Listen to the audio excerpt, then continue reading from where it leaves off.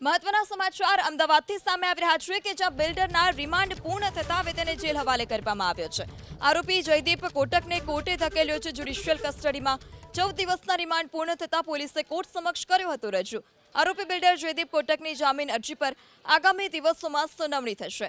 તો લોકો પાસેથી લોભ લાલચ આપી અને નાણાં વસૂલતો હતો, ત્યારે હવે પ્રિવેલોન ગ્રુપના બિલ્ડરના રિમાન્ડ પૂર્ણ થતાં જ તેને જેલ હવાલે કરવામાં આવ્યો છે। આરોપી જયદીપ કોટકને કોર્ટે જ્યુડિશિયલ કસ્ટડીમાં ધકેલ્યો।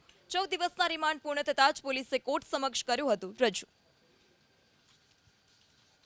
મુખ્ય આરોપી છે જયદીપભાઈ કોટકને આજે રિમાન્ડ એમના દિવસો પૂરા થયા તેથી તેમને નામદાર કોર્ટમાં હાજર કર્યા છે અને આજે એમની જ્યુડિશિયલ કસ્ટડીમાં એમને ત્યાંથી મોકલી આપવામાં આવ્યા છે। અમારી અત્યારે હાલમાં તપાસ બહુ પોઝિટિવ રીતે ચાલી રહી છે અને અમે ટૂંક સમયમાં અમારો જે બચાવ છે એ નામદાર કોર્ટમાં રજૂ કરીશું અને હવે જે મારા જે ક્લાયન્ટ છે જયદીપભાઈ તેના વતી અમે જામીન અરજીની જે પ્રક્રિયા છે તે અમે આગળ હવે કરવાના છે।